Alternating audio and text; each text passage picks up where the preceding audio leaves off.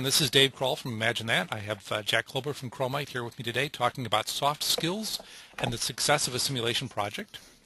Jack is a retired U.S. Army Lieutenant Colonel with experience in R&D portfolio management, decision analysis, modeling and simulation, technology selection, and strategic development.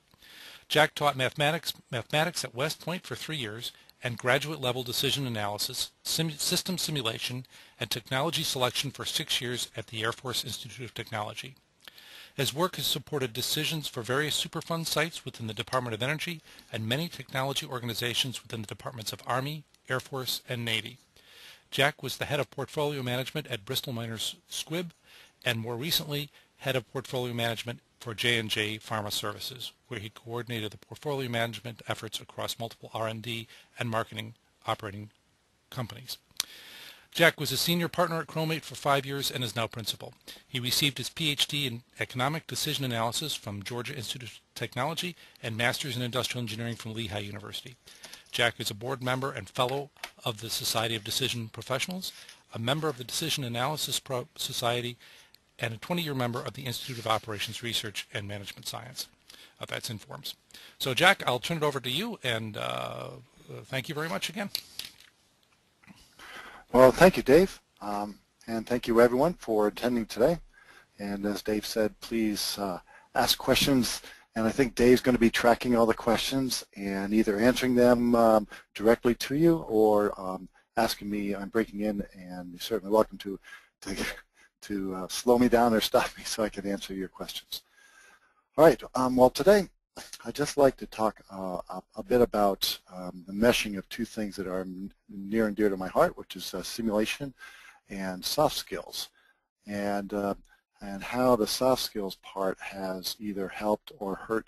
The lack of soft skills has hurt some of my projects in the past, and others. I'll talk about one that I kind of witnessed and was not my doing. So let's talk about how we're going to go on this. After a real short introduction, then I'll get into, I thought I'd cover some brief case studies first, right? And then some of the lessons learned. And I'm sure after some of those lessons learned, you go, oh, well, I would never make that mistake, or how could you do that? But I did, and I did make some dumb mistakes, and there were some others that I witnessed. And then finally, I like to get into how can we avoid some of those, and are there some techniques or skills that you can go to? Is it just something you have to learn through experiments, or is there actually a method to some of these soft skills, which there are for some of them? And I'll get into those. And I really hope that you ask some questions along the way as far as those are concerned. I like to give credit to my soft skills buddies, my colleagues who have been co-instructing and have co-authored a soft skills workshop that we give. Let's see, it's about 6 years in a row now at the Informs Practice Conference. It's a one-day workshop. So Bill Klimak, Dave Lenardi, Don Buckshaw, Freeman Marvin, and myself. And we're not in, none of us are in the same organization at all. So it's basically 5 or 6 different organizations that we come from to do the soft skills workshop. So what's my simulation? Why am I in this master simulation class? I certainly don't consider myself a master simulator, but I'm old and I've been simulating a long time. So way back in the 86, 87 when I learned SLAM at Lehigh, which was an amazing course and really opened up a lot of things to me. It was also a very time-consuming course and was great.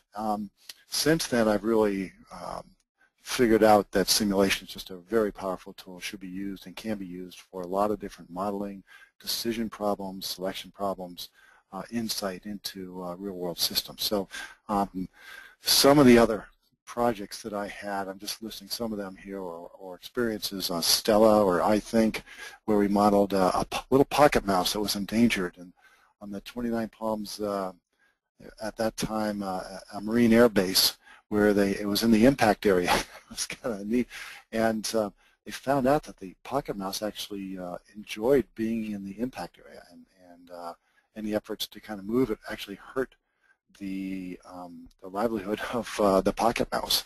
So that was an interesting one that we simulated. Sim process, I got involved in the sim process while I was teaching grad school for the Air Force, and I'll talk about that a little bit, how we use that with Army recruiting, and then a number of combat simulation software packages with visualization attached to them that we use for all kinds of things, from airborne operations, the new cargo plane that had come out, new tactics for platoons and divisions that we were modeling, and that was always exciting. We had a combination of Navy, Air Force, and Army guys working on that with a couple of us faculty members, and it was really interesting. Visit West Point and use some of their assets as well. And then I got to know Arena a little bit, and was modeling in that when I joined Pharmaceuticals in Bristol-Myers Squibb. We also used ProModel, and we continued to do use ProModel for a couple of projects. That was very helpful in our cost and in our cash flow portfolio model. And then over the last 10 to 12 years, we've been combining discrete event simulation with Monte Carlo simulation and other types of modeling. So in the end, you really didn't know which tool produced what as far as the client was concerned. They didn't really care. And but combining those was very powerful in helping us come up with some insight. And I've been working with ExtendSim since 2003, when I was at, I just left Bristol-Myers Squibb, joined J&J, and a PhD student and I started working. I was on his committee, and we started working together at Stevens Institute. And ever since, we've been doing different things with ExtendSim, including some agriculture R&D optimization, which we're involved in now heavily, and it's very interesting. So let's get into some of the case studies. So the Army recruiting case study was pretty neat. The Army recruiters really, they're high energy, ambitious, young guys that are usually E4s or E5 sergeants or staff sergeants, and they are asked to do an awful lot. On top of everything, they have to be polite, nice, accurate, and bring in a lot of recruits to meet their goals every month and every year. And the thing was that was really the point, what we used to call the pointy end of the spear too. I mean, that's really where the Army touched base with the civilian population, right there at the Army recruiter. And so all the generals would love to and always added things on top of their burden, like, why don't you ask them how they feel about this? Or can you make sure that they have this understanding, and all kinds of things that weren't really involved in recruiting, but because they had this contact, they were asked to do it. And so what we were asked to do is figure out, how much time is that taking? Does this make sense? Because all the recruiters were saying, I don't have time to do my job because I'm doing all these other things that I've been asked to do. So we started off with 3 Air Force officers who went with us to the recruiting station. They actually spent a couple weeks there following these recruiters around, writing down everything they did, asking them questions about how long, really looking at distributions of time and of effort that it would take, where their gap time was, where their free time was, everything else. And so they modeled this in sim process, so they were learning simulation. They modeled sim process. They were also learning about recruiting because none of them had done any recruiting in the past. And they came up with what I show here as answers. Well, it was all perfect, right? Except that no one, especially the Brigadier General, accepted the numbers, had any faith in the model at all. So they ran the model, had answered it. They could back up the whole thing. They told very complicated stories about how they modeled everything. That didn't help the general at all.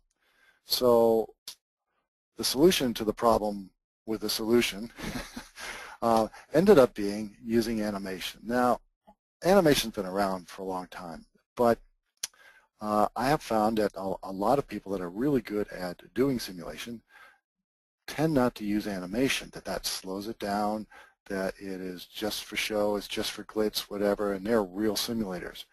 But as it turns out that, this was a lesson that I learned, this was back in the 90s, and hopefully I've learned this one, but using, in this case, what we did was we had them go back and use the pictures of recruiters, use photos of the different things that the recruiters were doing each day and showing that in the sim process. model, show the waiting lines and flow. And you've all seen good simulations where they actually have very good animation. Sometimes, the minimum is the green dot flowing through, and the ultimate is, almost a 3D realistic display of what's going on. But using this animation just completely became engaged. They pointed out errors, one major error, that was not the way the flow was supposed to go. It was supposed to go this way, and they found out that a couple of recruiters weren't doing it the right way, so they modeled it the right way. And the modified results, once we changed the model, ended up being believed, supported, and they ended up being, the results were used to then defend the recruiters against additional duties and tasks that they were asked to do when they were talking to folks. And basically we gave the generals trade-offs saying, all right, we can do this, but you're recruiting, you will lose 2 recruits a year if you ask your recruiters to do this. This one, with the amount of time, you'll lose 3 recruits a year. Are you willing to lose 3 recruits just to get this one message out or just to get this information? And you let them make the trade-off. So it ended up being very successful. So it was a really good lesson to learn. It wasn't just glitz. It wasn't just nice to have. It wasn't just for gaming. This was for decision making. It really helped them validate and get credibility in the process, and actually, of course, point out any errors. So what was the next one? Well, the DOE Superfund site. This was in the same decade, actually, in the 90s, and we were involved with a lot of different Department of Energy Superfund site and technology selection projects. This was a very interesting one where they had a TCE, which is a solvent, and had dumped into the ground. This TCE not only was a solvent and bad for the water table and all, but it was full of radiation because it had been used to clean up radioactive equipment. So it's pretty nasty, and there was a series of mistakes that were made and all that allowed this to go into the ground, and I won't go into that too much, but it's a very interesting story. So we took a team of 2 analysts and a couple faculty members in here to help model some of the technology alternatives and figure out which technology should be used. So we're in the process of learning all about how it got in there and how much was in there, and then the different technologies and which one would do what type of, in other words, would it clean the soil, would it bring it all out, would it infuse something in there. One of them you actually put in steam into the ground and that would bring the oil out, and you could pump it out. So there were a lot of different technologies, actually pretty close to some of the fracking that's going on now. And so we said, well, it looks like some of the technologies are inappropriate for large amounts, but for things maybe 1,000 to 10,000 gallons they could handle. So it became important that we really got the amount down of solvent that had been dumped in the ground. We eventually ran into a brick wall. Everyone was kind of saying, yeah, we know it's about that. Well, how do you know it's that? Well, so-and-so told me. Well, everyone was just verbal, yeah, it's about that amount, but no one had any written records to support it. So finally, we found an expert. He had been there before. He had been there when the solvent had entered the soil about 15 years prior. And after only a half-hour probability elicitation, and we had been on the project now for a month trying to get verification, we got them in the room, and we did a probability assessment. I did that, and in the end, we had 20 people in the room, all watching the assessment as we did it. We drew it on the board, and we found out that actually there were between 50 and 500,000 gallons on the ground, not 7. The amazing thing to me was not that it grew that much, but that all the leaders that were there that had told us they were positive, it was somewhere around 5 to 7,000. They all agreed that, yeah, about 50 to 500,000 sounds right. I mean, that was just amazing to me that in a half hour they could change their mind about how much is in the ground. Of course, that completely changes the type of solution that you're going to have, the technology solution, and the simulation that we ran around that was going to run, to try to clean up, 2 orders of magnitude possibly. At least 1.5, right? And it was just amazing. So the lesson learned there was, asking non-experts for information gets you information, but it's worthless information and gets you in trouble. Even if they're the leaders, if they're not the experts, it's not good information. And then good elicitation techniques really helped build the confidence of the leaders that were involved, and helped us also, of course, achieve a much more accurate picture of reality, which we needed. And then finally, the result was that we had a much more realistic estimate of time, cost, and appropriate technology. And of course, those things changed dramatically. So I thought that was the soft skills there were, not settling for verbal affirmations about something that you really needed an expert around. And that expert actually described how the trucks would come in, and they'd bring the solvent, and then we'd ask them finally, well, when do the trucks come out taking the dirty solvent away? Well, I never remembered ever seeing that. And so we started getting to the realization was that there was a leak there, and all the solvent that had been brought in over the years was dumped into the ground, and not just a small amount. All right, let's go on to another case study. I know I'm going through this fast, and we'll get back to some of those as we get into some of the soft skills fixes to these. So R&D pipeline in pharmaceuticals. For those of you not involved with pharmaceuticals, the pipeline involves everything from discovering a new target that you could aim for in a cell that would help you fight a disease, and then coming up with chemicals that could hit that target without giving you any side effects. And so there's the new discovery, and there's also coming up with just new compounds that could attack the disease better than what's already being attacked. So a disease that already has some drugs out there, like diabetes or hypertension or high cholesterol. There are a lot out there, but there might be other compounds that attack it even better, or maybe there's some cellular targets that might be better if you, as we learn more and more about the body. So the R&D pipeline is something that starts out with a huge number of possible compounds, I mean thousands, tens of thousands, and they start whittling it down. Then they come up with compounds that might work. They identify one as a lead, and then they go into animals, and then they go into humans, and finally they go to the FDA, or in Europe, EMEA, and they get approval and they go out there. So there's a lot of attrition going on. You have, when you get into the clinic, you still only have about a 5% chance of launching a successful drug of all the compounds that go into phase 1. And of all the ones that launch, you only have about a 33% chance of actually making money after it launches. That's why the cost per successful drug is upwards around $1.5 to $1.7 billion. So they were trying to, this pharma company was trying to accurately forecast the company performance for the next 10 years. And so they really didn't have a good forecast, and because they were a mid-sized company, they don't have like 3 or 4 launches a year. They have, one every 2 years, one every 3 years. And it's such a an infrequent event that forecasting the variability of it was critical, not just an expected value, because expected value might be 0.3 per year, but you don't launch 0.3 per year. So the good thing was that we knew how to do this. We've done this before. Bad thing was we weren't asked to do it. We were in there for another reason. We were helping them with the decision-making process. They had asked another company to do this modeling of the pipeline.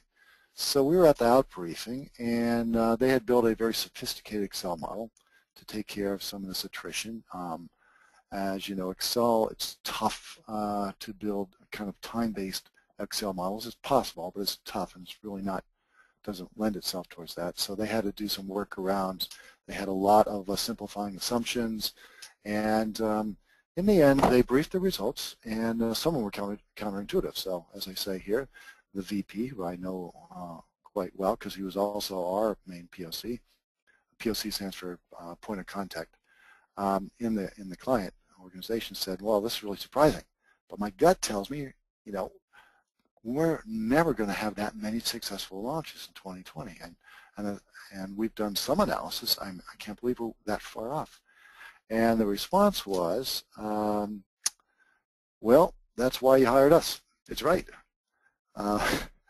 He was so confident in his great modeling ability, and he was a pretty good modeler in Excel, and they had put this together, and that wasn't quite the right statement to give to this really experienced VP. What happened was, they were told thank you very much, and they left, and were never asked back into the company again, and we were given the project to kind of redo that. So lesson learned, of course, was experienced executives, and this I learn every day, that most experienced executives have a great gut instinct. So if something seems way off, it probably is. Not that your tools never give insight, but first, I always assume the model's wrong, and I go back and check and recheck if something is going against the gut instinct of an experienced executive. Then, after I've checked and rechecked, then I would go back and maybe push back a little bit and ask them why the thing is so wrong and, what is it. So I never automatically assume that they're wrong. The model itself was incorrect. They had some wrong risk factors, and with only minimal levers, there was no sensitivity analysis. It was hard for them to kind of dig back into it. It was just very complex, and it wasn't parameterized. So the next lesson that you see here is never surprise your client's main POC with an outcome at the final briefing. I mean, he's the guy that I've been going back and forth with over 3 to 4 months. And for him to be surprised at the main output at the final briefing, to me, was kind of an insult to the VP. If you get a surprise, pull them off to the side way before that and say, hey, we have something, pretty amazing here. And then, if it's wrong, you can discover it before the outbriefing. So again, pretty common sense maybe, but I see this time and time again. You get so enamored with your modeling that you forget that, number one, maybe some of the assumptions could be wrong, or and number two, they don't really care if you're a good modeler or not. What they care is, are you going to give them some insight for a decision or an action that they have to take. All right, so this is part B. So, we actually got that project. The follow-on, so same problem, same company. We knew how to do it, we thought, and we had already built 2 models of pharma pipelines, and so we said, okay, great. So that was a good thing. The bad thing was I made some huge assumptions here, as you can see. Level of detail needed in the financial results. We had agreed to financial results. Come to find out, they wanted a complete P&L, profit and loss statement, which we were not at all prepared to do for all these complex outputs that would come out. We were using ExtendSim, but we ended up building a big P&L on a spreadsheet and then had the tie-in, which slows down the model a little bit, and on and on. Number 2, level of process knowledge within the company. For the current process, they had just reorganized. Well, they reorganized 1 month after we got the project. And so the processes were being built as we spoke, which slowed down everything and actually made it almost impossible to find the right person. Either the person going out knew the last process, the person coming in was going to build the new process. So we're kind of stuck there, so bad timing there. Availability of internal benchmarks, we ended up building benchmarks for them in a bunch of different areas.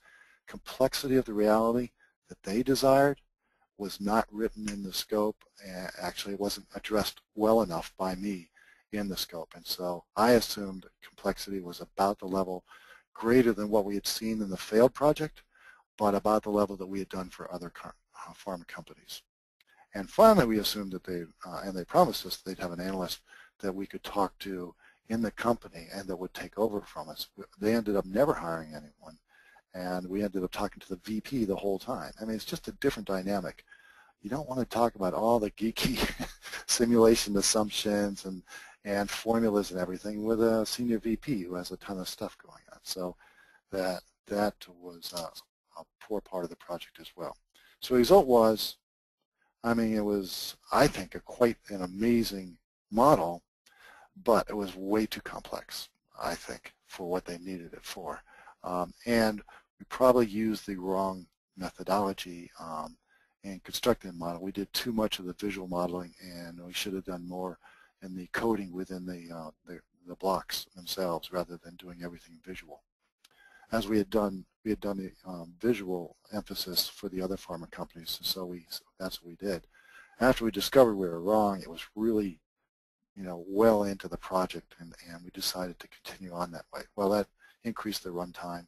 The complexity really taxed our ability and our budget and our schedule, which caused us to be over budget and over schedule and late. I mean, and then caused the runtime to be so long that it was almost unacceptable. So this was a bad result. I mean, they got a pretty cool model that does a lot of intricate stuff for them, but they really need a talented person. They still haven't hired that person to be there to run that day in, day out, and to make the changes, which will inevitably need to be made. So we became their analyst for about a year after that, just to run the what-if situations. So big lessons learned here, right? The objective and the scope up front is critical, and really laying it out. Although you want to get started, you think you know what they want. I thought I knew what they wanted, so obviously I didn't lay out enough. So continuing the scope dialogue, I think this is critical, right?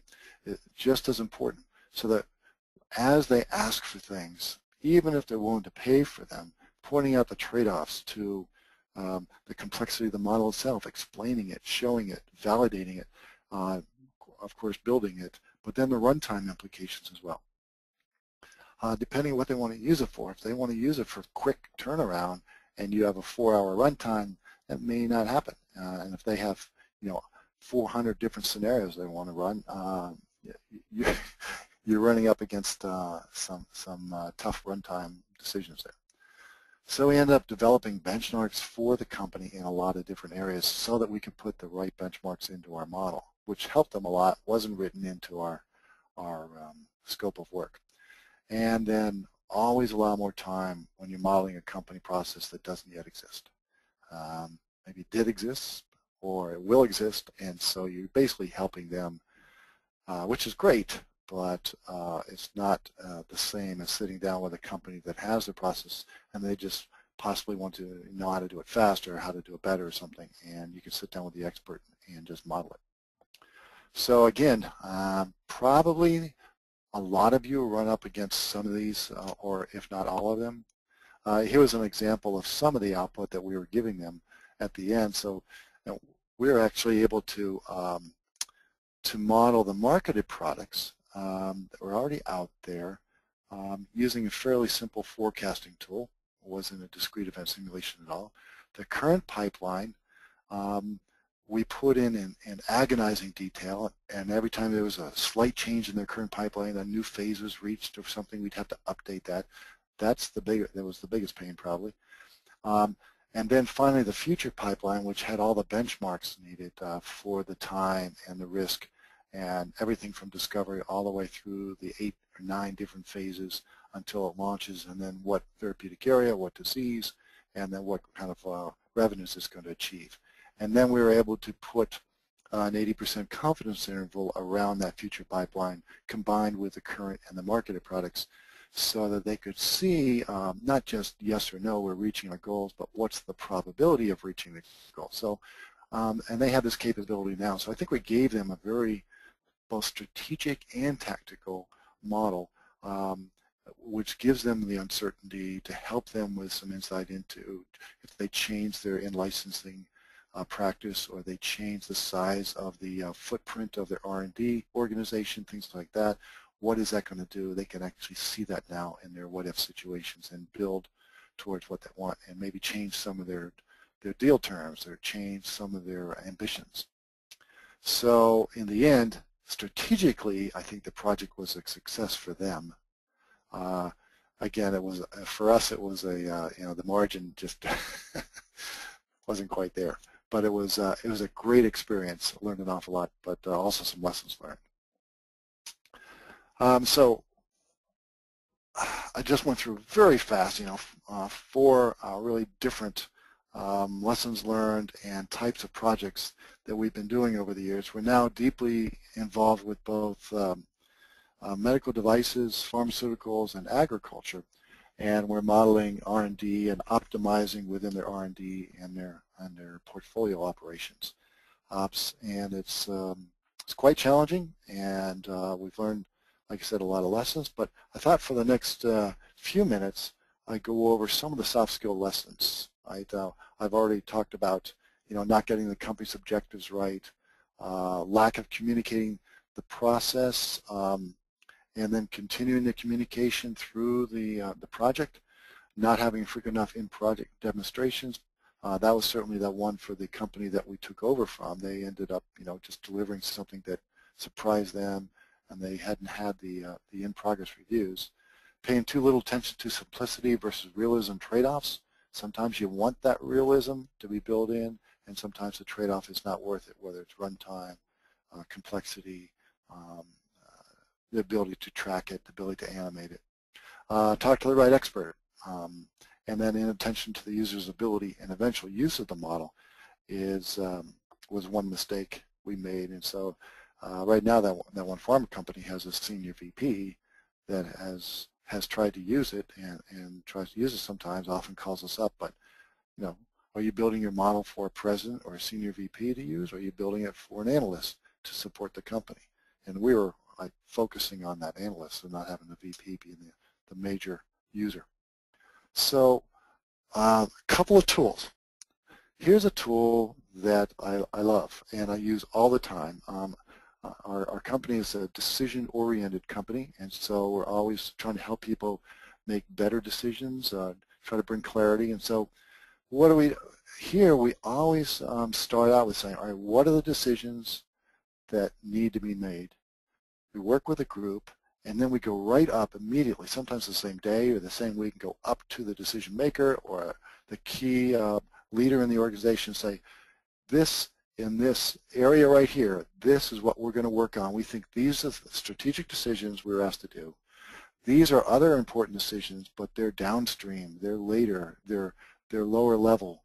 We're not going to focus on them right now. And these up here are things that we think are out of our hands. They've already been made, or they're going to be made by somebody else, and we're not going to focus on them at all either. And maybe they're just plain policies that are in place now. So we go up with this knowing that probably something is going to be challenged by that decision maker. And coming out of that office, we'll know what are the actual things we're working on. Do they agree that these are policies and done deals and that these will be handled later? Huge, I think, great tool, simple tool. You have a brainstorming session first with your cross-functional team. If you're a consultant, external plus internal, cross-functional team, and you agree on what you think is right, and you go right up, ready to have that change, so that when you come out of there, you're actually working on the right things. And you keep, of course, this document becomes, you keep it right along with your contract on what you're supposed to accomplish, so that you all agree. The complexity. I talked about the complexity surprising us, and so digging into the complexity, both content complexity, analytical complexity, and organizational complexity, they can all really bite you. So for the content complexity, we're talking about, what kind of data? Is there lack of data, or is there tons of data? We're talking a big data analysis project, or is it just a lot of dirty data? We're involved in one now with the agricultural company that has a ton of data and is just so error-prone, unchecked. It just is really driving us crazy, and it's becoming a major load on the project. Are there a lot of strategies and alternatives to look at, or are there two main ones? Are there enough good ones? Those type of questions add to the complexity. If there are a lot of biases, that's certainly going to add to the complexity of the information that you have, because sometimes you get the information from the experts, and so that's that content complexity. The maturity of the process in the company already talked about, and access to the subject matter expert. Thinking back to that, the TCE solvent cleanup, that was critical, but that's critical in all our different projects. Many times we don't have the database there. We have to interview experts, and we get their impression, their preferences, their uncertainties. We have to code that uncertainty into our models, and of course document it. Organizational complexity, on the other hand, there's a lot of group dynamics, of course. There are hidden objectives, objectives that people have but haven't really voiced them, and we try to bring those out. The organizational structure sometimes doesn't let you talk. We did one modeling project for a company that wouldn't let us talk to anyone in R&D, but it was an R&D model, and they were in commercial. So they were trying to model the R&D model, without talking to anyone in R&D. That'd be another conversation sometime, but huge increase in organizational complexity.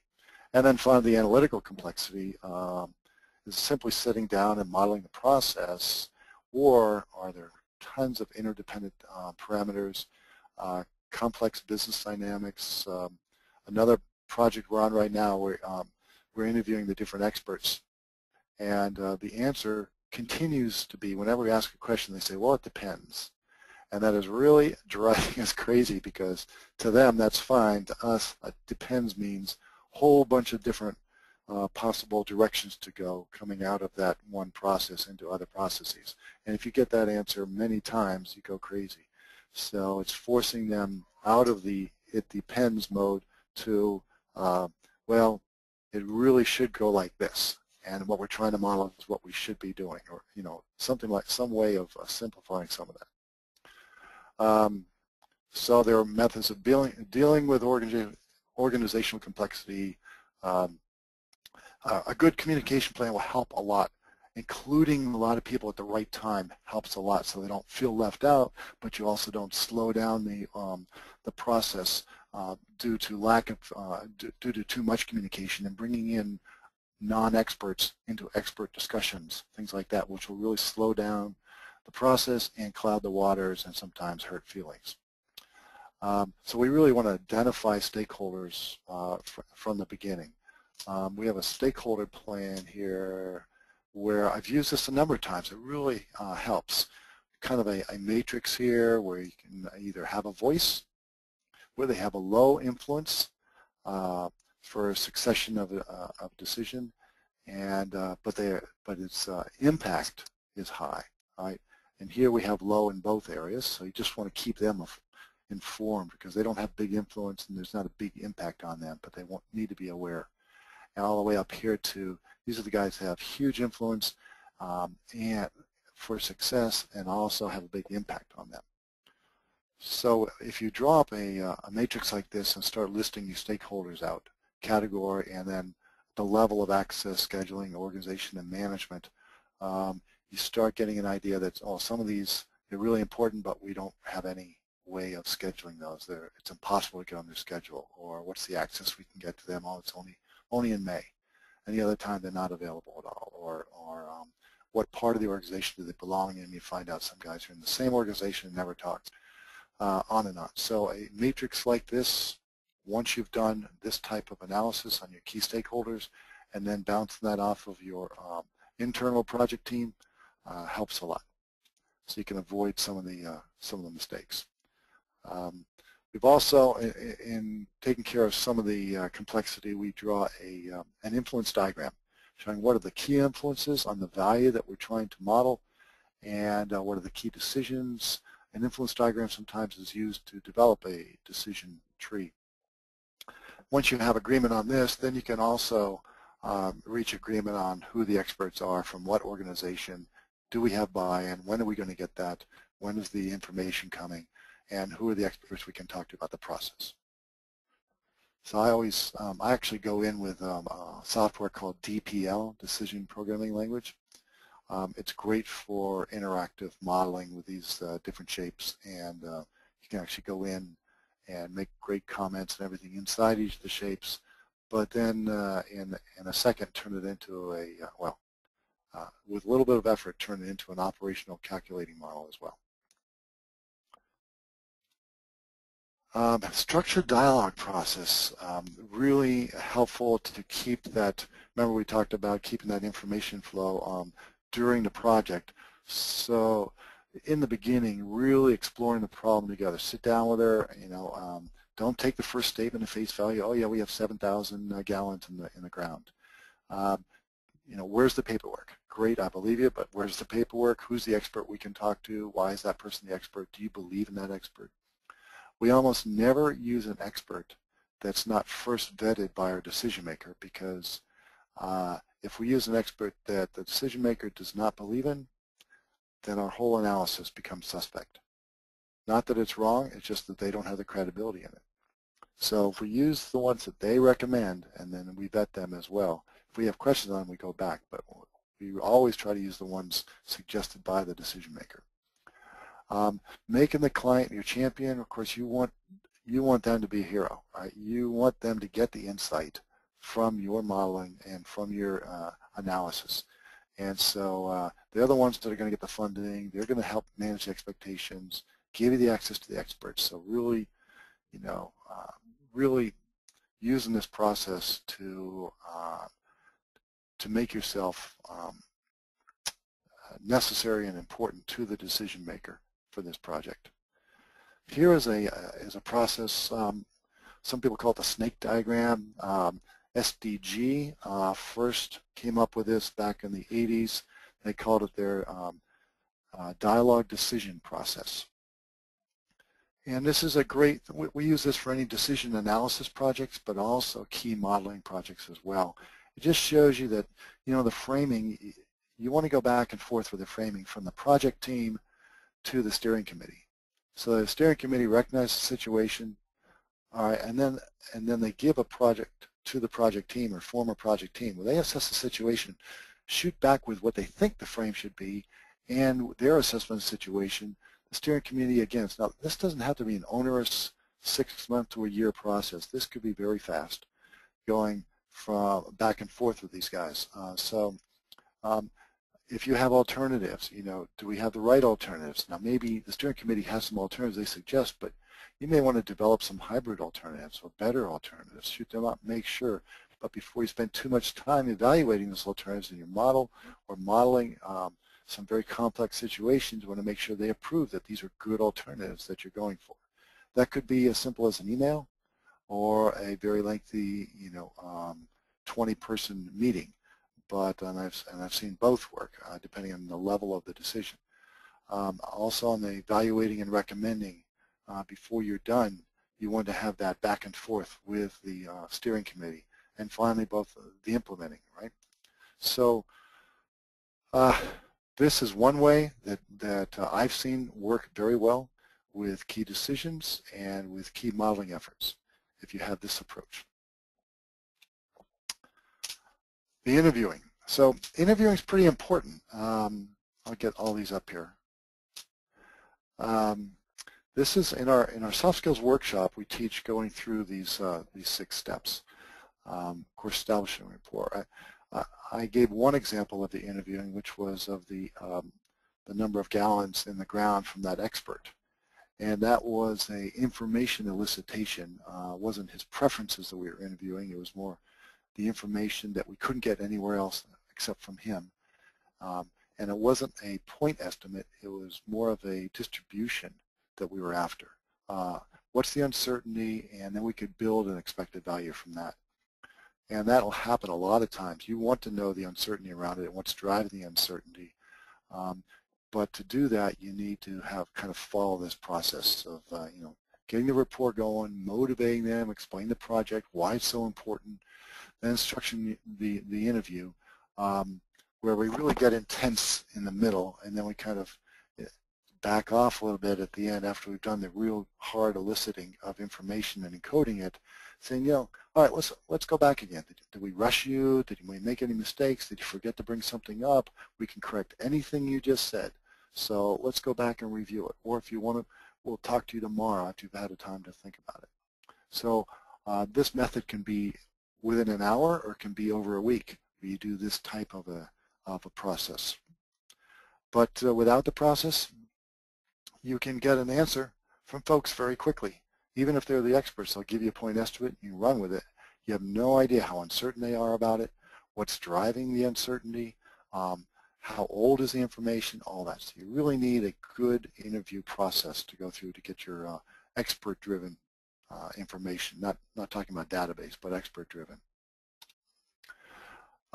In the data elicitation where we're looking for uncertainty, we usually set like an 80% confidence in here.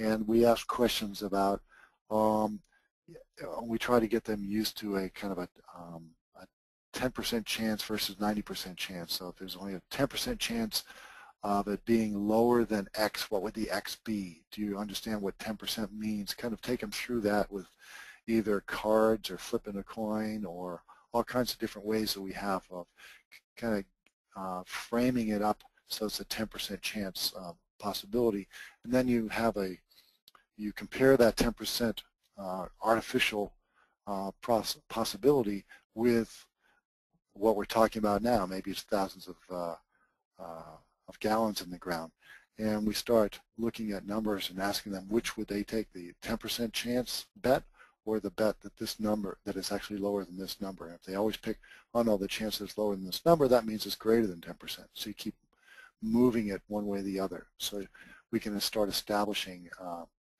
what are these bounds here? And we're recording what they say the whole time. And then, of course, we use these in our simulation model throughout if it's expert driven.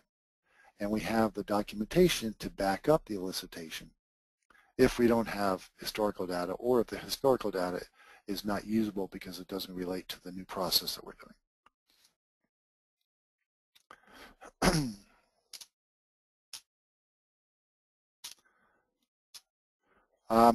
There's also the cumulative distribution. I'm sure all of you work with both cumulative as well as the PDF. I actually love the CDF, or the cumulative distribution function, because of course as an analyst we want to know what's the probability is less than this, what's the probability is greater than this. And you can go that 600 and go right up and say, oh, it's a 10% chance it's going to be, for strategy B, is going to be greater than 600. You can get that right from here. If you had this one over here, it's a lot harder to look at something and you really don't know. You can start guessing. This is great, it's explicit. But what I found is this doesn't work that much for most decision makers. They take your word for it sometimes, but they really, if you ask them which one's best, they'll stammer, they'll stutter, they won't know which one's best, which tells you that it's not very intuitive to them. And you want intuition because you want them to point out things that are either wrong or to get an idea of these variability of these different, either it's a strategy or an outcome. So I always try to make some kind of a bell curve or a log normal curve or whatever for the communication with a decision maker. And I keep this for myself and for communicating with other experts or analysts that know how to use these. Now, I have found, though, that scientists are very good at this because they call this area under the curve as you go up to 100%. And so they're very used to working with this. So scientists seem to do pretty well with this compared to the bell curve. But I'd be careful to assume. I've been to a lot of briefings where they'll brief this. It was a very good briefing. They brief it. It was all accurate. And I went out and I would ask the people, do you know what that curve meant? And they would say, no, no idea. So be careful on using this curve and assuming that people know it. But almost everybody understands a bell curve. A lot of biases come in when you're interviewing experts, and so there are methods. And Kahneman and Tversky are probably the two, certainly Nobel Prize winning for their work on human biases and how they're both either cognitive or motivational, and how there are methods for reducing the errors due to these biases by, number one, recognizing them, and then good elicitation techniques, and then revisiting, and then actually assessing several experts in the same data can also reduce that. But oftentimes just recognizing that will help the group realize that, okay, someone has a motivational bias when it comes to the probability that this project will succeed. And how do we get around that? Maybe we do the assessment knowing they have an optimistic view. Someone else over here might have a pessimistic view. So if you just bring out those biases, you can start using that to help build a consensus about what the probability actually is of that project. You can also do some techniques to kind of to structure it, as we talked about over here with structuring it and helping them get used to probabilities and asking them questions that won't anchor them. So anchoring is another bias. If you mention a number, cognitively people tend to anchor on that number even if it's inappropriate to anchor on that number. So if you say, hey, so-and-so said it's 50, what do you think it is? They'll start from 50 and move one way or the other. Whether that 50 is appropriate at all, that other person said 50 may not be an expert at all. So you have cognitive biases. We have a lot of them as humans, and motivational biases. And in your own organizations, there are motivational biases. I did a risk assessment of a drug just a couple years ago, where the head of the company did the in-licensing of that drug, and he brought it in telling everyone there's a 75% chance of success. We did an assessment within the team, and it was 35%. We started off making sure that we never mentioned 75 as we're going through all the assessments. At the end, even though we knew it, at the end we mentioned that there is a 75%, so we need to make sure that we can support the 35% and bring up the major risk areas that we actually think are driving this assessment of 35%. Of course, we broke it down into about 20 different areas of risk and showed how that builds up. But there's a lot of motivational biases in organizations. People want things to succeed, or people have never seen something succeed, and so they're very pessimistic, and you get a really low estimate. Okay, we've already talked about, I went very quickly, of course, in an hour. We're not going to cover all the different ways of running an elicitation assessment interview, but we did cover basically that if you want to get into this deeply, either give me a call or look up Kahneman and Tversky and all the work that they did, and you'll find a ton of work out there. Or the Decision Analysis Society or the Society for Decision Professionals also have a lot of information on judgment, decision making, and the biases we have. All right, finally, I think we're getting close, and I want to get a couple questions too. Is knowing who your decision makers are is, you know, I know it's something that everybody says. I guess it's trite now, but you'd be amazed how many people do not know where they're coming from or what they're trying to do. What's their background? What are they trying to do with the model or the decision? What are their actual objectives? What are their values going into that? If you can get a bio ahead of time, talk with other folks that work for them or that they work for. Find out as much as you can about the decision makers, your POC, and see what they. Sometimes it just helps to know that when they're asking you a question, you know, oh, they're asking me because of this. They're coming from this point of view, from a commercial point of view, or from a doctor's point of view. Completely different, same words, but they have, you know, they have now a different intention. So I learn this every time. Every project I learn this lesson about trying to understand the decision maker and where they're coming from. I have one decision maker right now who is one of the most terse people I've ever met, who gives 1 and 2 and 3 word answers or asks questions in 1 or 2 or 3 words. And you have to do an awful lot of work to figure out where they're coming from and what they meant by that question. So we've been through the case studies. I haven't revisited them all, but I used the results and the lessons learned to talk about the soft skills that I think are pretty important as you go through a simulation project. Again, didn't do any coding, didn't show you any fancy animation, but that wasn't my intent for this hour. So I'd like to open it up to any questions that we might have, or Dave, if you've received some questions. Jack, I first wanted to begin with thank you very much. That was a great presentation.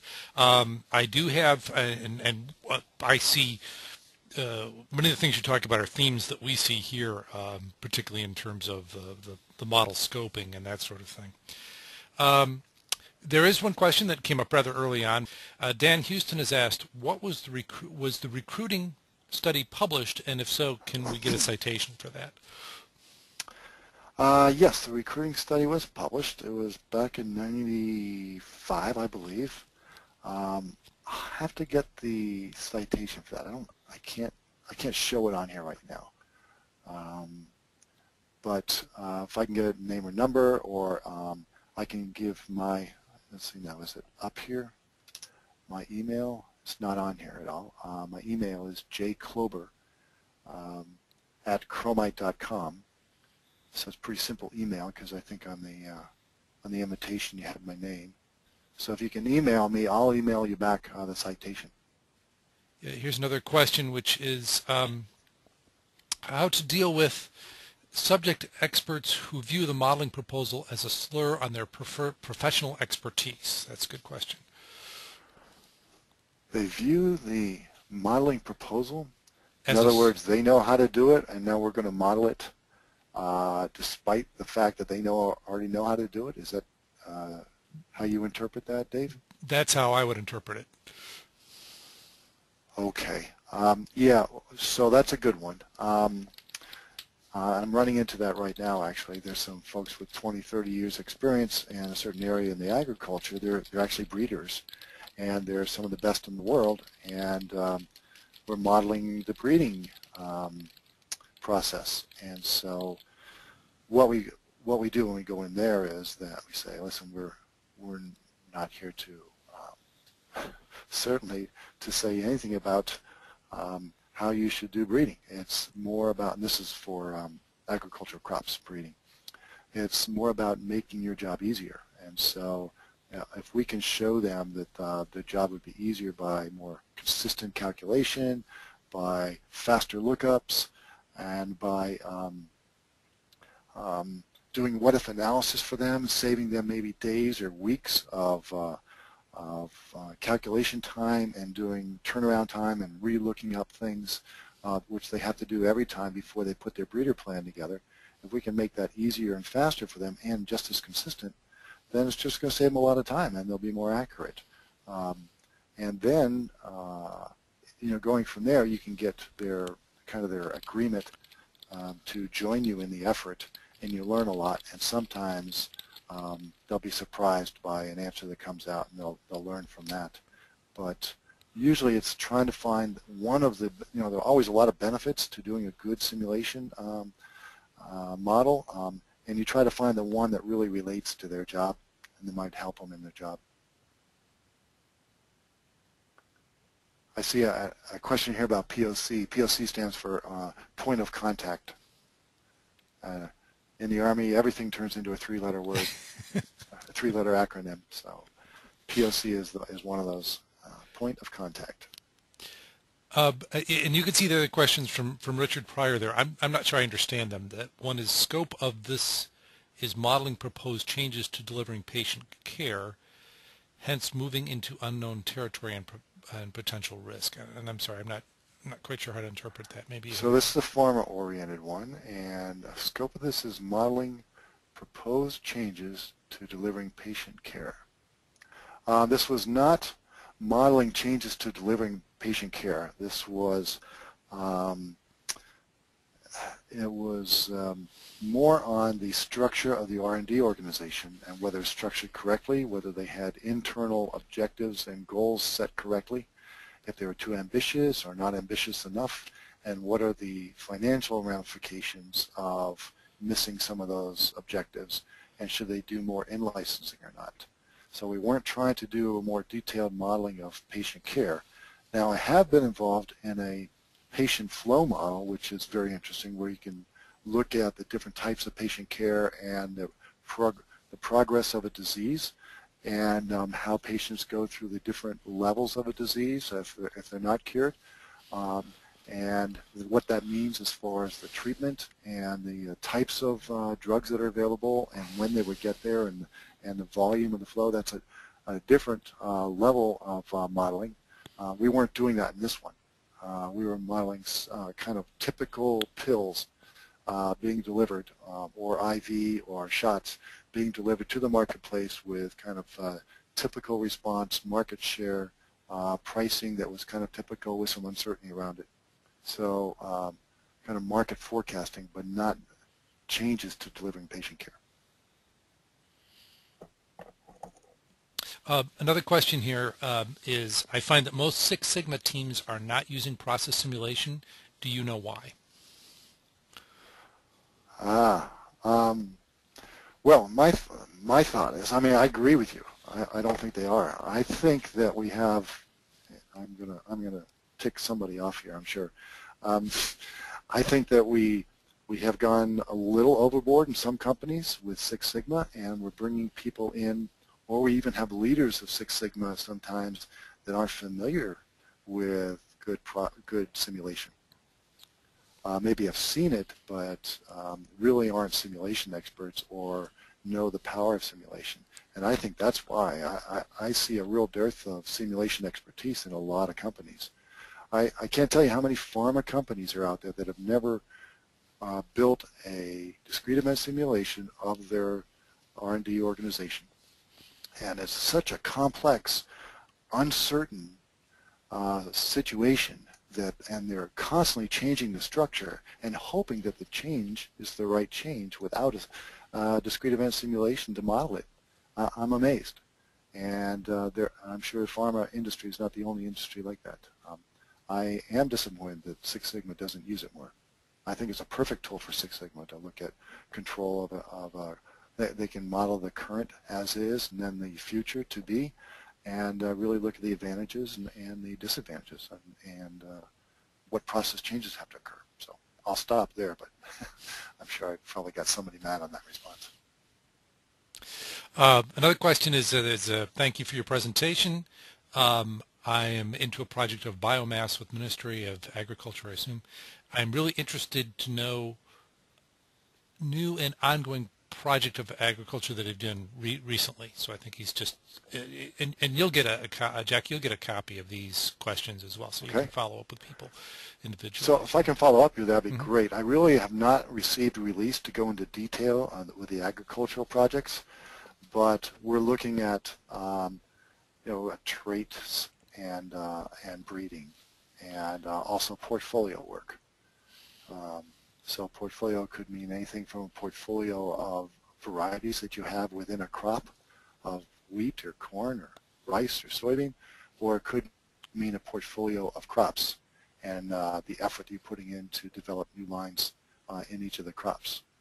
And then there's also a portfolio of other types of products like crop protection, herbicide or insecticide projects. So all those areas are ripe, I think, for good simulation of both the process and the analysis, and then leading towards, hopefully some good decisions. Well, that's all the questions I see, and we're out of time. So I appreciate everyone's attendance here, and Jack, I really appreciate you taking the time to prepare this and present today. If you have questions for Jack, I think it's easy enough to find his email, or you can contact me and I'll forward them to him. So with that, I'll end the session. I see one more question here. Yeah, someone else is asking for the published results of the recruiting case. That's Yuri from Australia. So I'll pass this on to you, and we can follow up with that. So all right, I don't see anything else. So I'm sorry, Jack. Go ahead. No, I just I'm glad we were able to get to some of the questions. Okay, thanks so much. I'll end the session, and I hope everyone has a good day.